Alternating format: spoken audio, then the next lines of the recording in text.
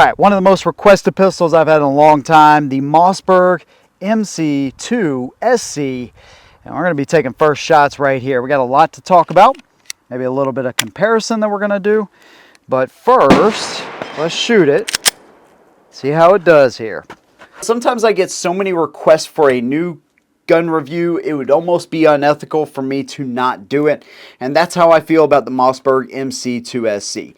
I've had a lot of requests, man. And it's funny because with the dozens and dozens of concealed carry guns out there, you'd think most manufacturers have it figured out and there's not a whole lot new out there, but there's things that I see that are new on some of these guns all the time, and this one is no exception. And so I'm going to tell you the pros and cons as I see it. I'll take it to the range with me and give you my overall opinion, at least my first shot opinion of this gun. And so we are doing 1,000 round updates. I got several that I'm working on, and so that sometimes will change my opinion. Sometimes issues will come up, and you know, that's a good thing too. It's not a good thing, but it's a good thing to report back to y'all and say, hey, this gun has issues, or you know, maybe this gun that I really didn't like too much, now I really like that I've spent some more trigger time behind it. But regardless, the Mossberg, man, this is first of many videos that I plan to do on this thing. So if you like what I do, consider subscribing, and big thanks to our channel members and our patrons that help support this channel. Let's talk about some of the features that make this one different. Now you'll see you got front and rear slide serrations here. They're cut pretty deeply into the slide, so no problems there. You have a somewhat of a proprietary rail up front here, but you do at least have a rail. You have fairly aggressive grip texturing on either side for your support hand there, so that's pretty nice. And their grip texturing all the way around actually is really good. And so that's one thing that instantly stuck out to me, is the balance of the gun is really good. Comes with an 11 and a 14 round magazine. And so if you like to have a full-size grip, well, there you go. And so I like what they did with this texturing, because they didn't make it aggressive all the way around. They just made it aggressive on that front strap, back strap, and on the sides where you really need it. Now, really quick, before I move on to anything else, let's talk about the elephant in the room, which is this weird cross bolt style safety. Me being me, I saw request after request, and I'm like, hey man, let me go ahead and get one of these things. And I bought this one. And this one has the cross bolt style safety. And honest to God, I didn't even notice. I didn't look at Mossberg's website like I should have. And so this is totally my fault. They make versions with or without a safety. They make versions with tritium true glow sights. And they obviously make, you know, like, I don't know, California compliant guns. You know what I'm saying? And I end up getting the one with the freaking crossbolt safety. And I'm like, I don't know, it's just the way it comes. It is weird. It's in a bad position. And I'm not trying to overlook that by any means, because I think it's a terrible decision to have that. But just like some of the other ones, one of my favorites, the Shield Plus, it comes with or without a safety. But I would much prefer that safety, if it's going to have one at all, to be up here. This is bad positioning. And one thing I'll say is, if your hands, I guess, are small enough, it really doesn't matter. I mean, you know, one thing about it is the positioning is so weird, because if you accidentally hit that, you're thinking you're going to do a mag swap, and instead you hit the safety, or maybe you do the mag swap and you accidentally hit it. I don't know. I mean, so many things could happen. You go to pull the trigger and nothing. It's really weird. But you can get these guns without a safety. Okay, so I will say that, like I said, it is a really dumb design, but you can get them without it. So there you go. Go ahead and get that out of the way. The magazine release 2, by the way, has these really nice, not really serrations, but it's got these dimples on here, so it's positive whenever you push that thing out of there, and those magazines just pop right out of the gun, which is really good, man. I like to see that. It is optics ready, by the way. Loaded viewport right there, so you can see your brass down in the chamber, and otherwise it's pretty standard. You know, the sizing and everything, if we compare that to something like the Taurus GX4, you can see they are just about the same. The Taurus, by the way, is 11 rounds too. There you go. Little bit of difference there. A little bit longer than the Taurus. Take something like the Shield Plus. They're just about the same length, width, and height. Shield Plus, by the way, has the flush 10-round mag, and it is a little bit longer. Little bit longer, as you can see right there. Okay, so they got the sizing right. That's about where you want it. It's not so small that it's going to be super snappy, or it's not so light it's going to be super snappy. And it's got a decent profile to it. You know, a good reach to the trigger, at least for my hands, and it overall fills up the hand really nicely. It doesn't come with any palm swells or anything like that. It comes with basically what you see to max. Now, funny enough, man, sometimes when I go to the range and I take some of these guns, you know, even some of the smaller carry guns, I will instantly connect with it. This one, not so much. All right, one of the most requested pistols I've had in a long time, the Mossberg MC2 SC. And we're going to be taking first shots right here. We got a lot to talk about. Maybe a little bit of comparison that we're going to do. But first, let's shoot it. See how it does here. It's one of those guns that surprised me I had so many requests for it, but you guys know I do a lot of concealed carry guns, so I guess it's not too surprising. I guess there's nothing about it that really like wows me, but maybe shooting it will wow me. So that's really what matters. Let's try it out.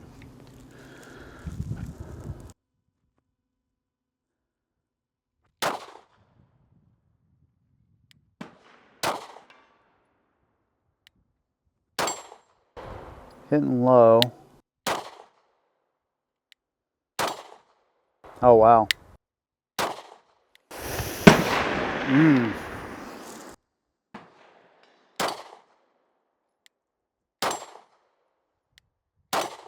Yeah, it likes a 12 o'clock hold for sure. Okay, it's good to know. I prefer a 6 o'clock hold, but it is what it is.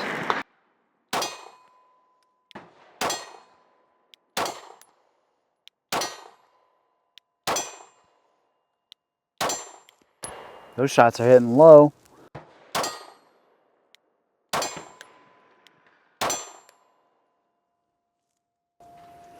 Okay, we got an out of battery there. We are well within 100 rounds.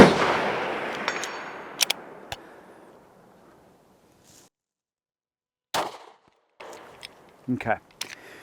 All right, so there are some guns that I pick up and I'm like, oh yeah, I'm on it. There's others that it takes time and it takes a little bit of work. So those are first shots. This is going to be pretty interesting. I need to definitely learn this gun, but let's take it to the table and see what kind of features this one has that differentiates it from the other carry guns on the market.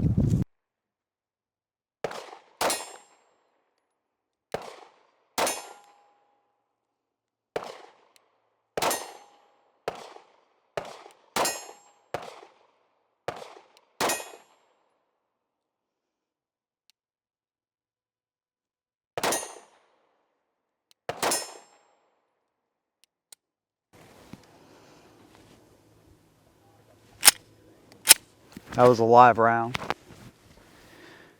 That's our first magazine, by the way. Is it? Yeah. I feel honored. No.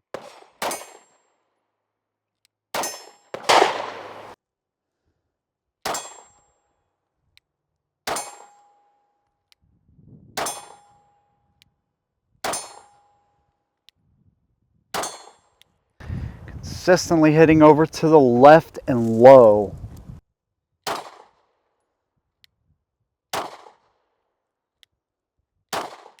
I can't hit that little 10-inch target to save my life, dude.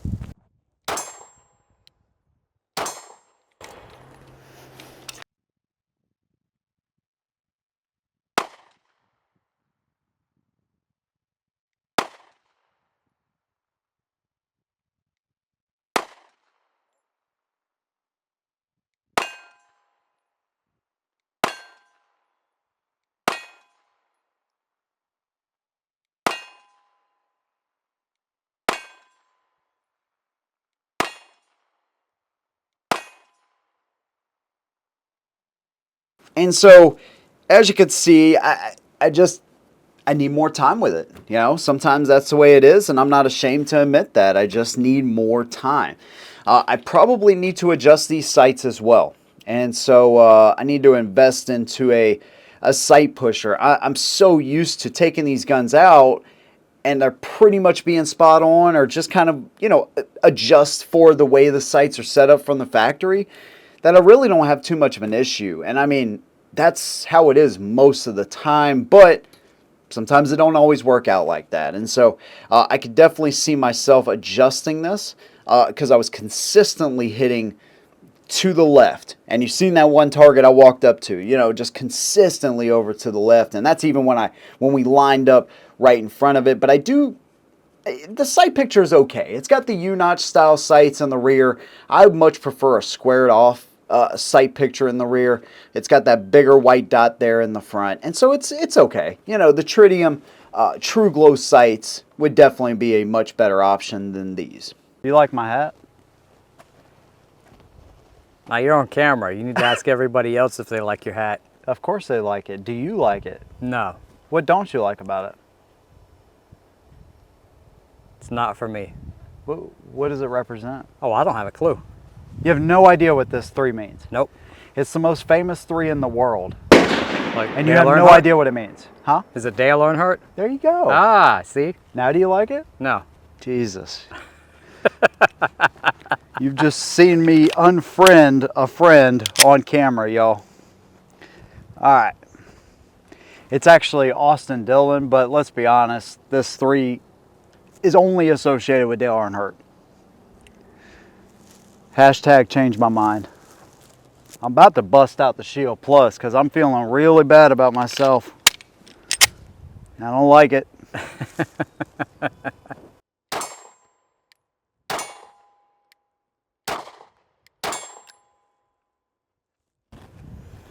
Now that was 2 rapid shots and it's out of battery again. I don't know if you want to show them that. Got it? So I've noticed that a couple of times, just a little tap gets it back in the battery. We're almost, well, maybe not quite up to 100 rounds yet. But a lot of these shots I've shot off camera.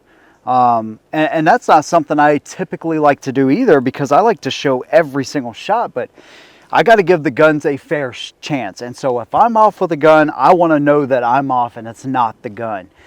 But I have had the slide jump and act like it didn't want to go back into battery. Very similar with the Canik that we had last week. But that one was, you know, chambering around. We had a dead trigger, you know, even when you tap the back of the slide. This one, it's just not going back in the battery, but the trigger is resetting.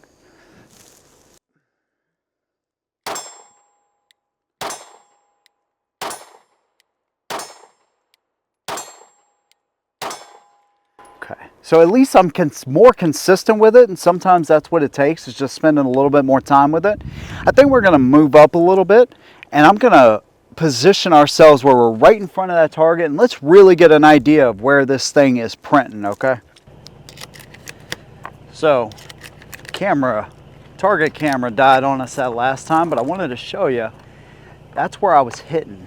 That's another reason why when I talk about taking your carry gun to the range and making sure that's the gun you are the most effective with, that's what I'm talking about. I've shot a lot of guns, I've put a lot of rounds down range, and you guys have seen almost all of those over the past 9.5 years. And, you know, sometimes I just get a gun in my hand and I just do not connect with it. And this was kind of one of those guns. I felt like it was okay or good enough for self-defense, but if I had to make, you know, any kind of precision shot, and when I'm talking precision shot, I'm talking like 10 yards on a 10-inch plate, I can hit that shot all day long with most of the other carry guns I have. But this one right here, it wasn't jiving. And so it just kind of is what it is. And so that's why I'm not carrying this gun. And also I don't have a holster for it. So there's that. Interestingly enough, the breakdown is also weird. So there's nothing wrong with it. It's just different. And so basically you take your back plate off. Push that in. That comes off. Slide this forward. Back of the striker is going to come out. That's where we will pull the striker out. Slide comes off. I was looking for a way to take it down at the range. I don't remember why I took it down, but I did. I took it down for something, and I was like, oh, okay, this is how it works. And so there you go. Dual captive recoil spring. It is a stainless steel spring. It's a stainless steel barrel as well, DLC coated. DLC coated slide, firing pin block, all that good stuff. And so things that we've seen time and time again, decent sized rails here in the front at least. Yeah, so not too bad. You can see your sear and trigger bar and all that good stuff. And so it's a typical tilting barrel design. All right, so when we put it back on, we'll basically do that in reverse.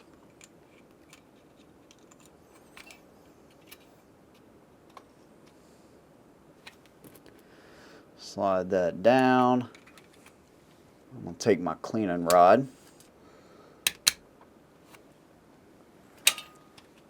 Just like that. Pros and cons. First of all, the sizing is good. I didn't talk about that trigger. It's got a decent pull on it. Get to the wall.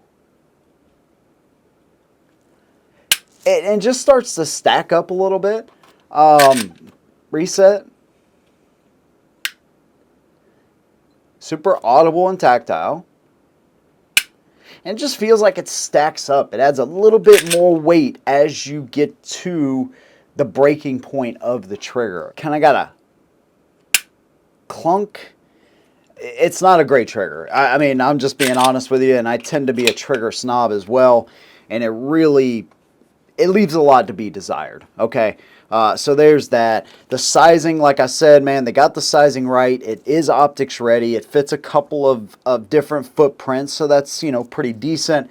You can get these with or without a safety, and so no matter how much you really hate or like a safety, at least it comes with that option. You just got to look out for that stuff, and don't do like I did and just buy the very first one that you see at the lowest cost you can. So there's that. All in all, it's a pretty comfortable gun.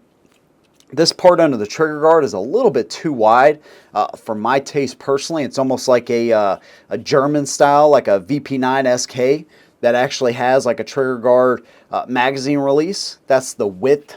That's what it reminds me of. If you look at even the Taurus, you see how thin it is in there, and so it makes it really comfortable to hold on to. This one here, because it's so wide, just makes it a little awkward to grab onto there. Just one of those things that I noticed. The sights are pretty decent too. You know, they got the DLC coating, stainless steel barrel there.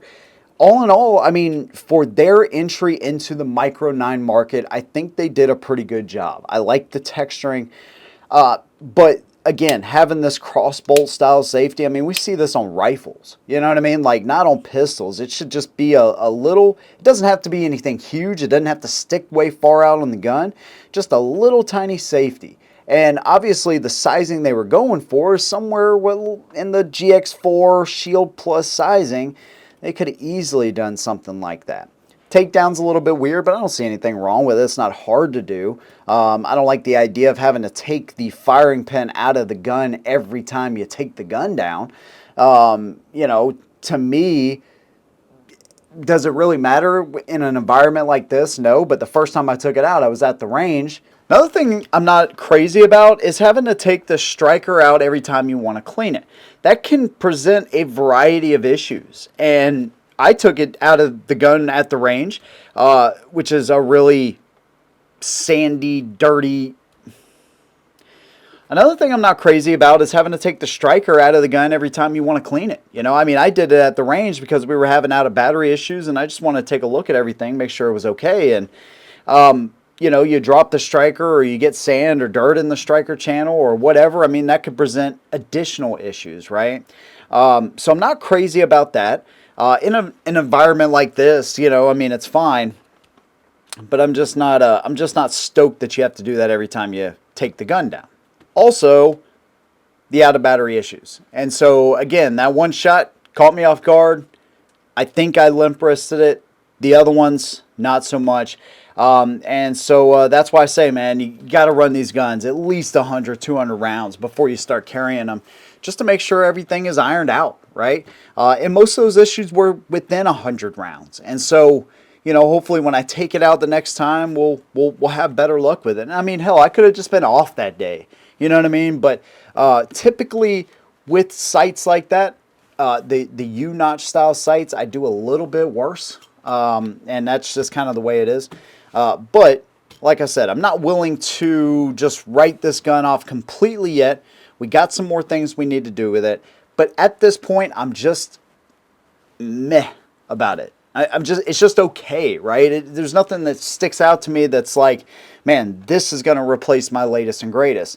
I've had some guns on this table that I've felt really fondly about. This one, it's just okay. And that's kind of where I'm at. I'd love to hear your experience with your Mossberg, man. Maybe you love it. I don't know. Just leave those things down below, whatever those opinions may be. And if you like this video, maybe you'll like one of these recent ones we've done or one of the over 500 videos right here on the channel. If you like what I do, consider subscribing, or you can join the channel, man. That would be awesome to have you join the community. Big thanks to you guys. See you in the next one. And as always, hold 'em down.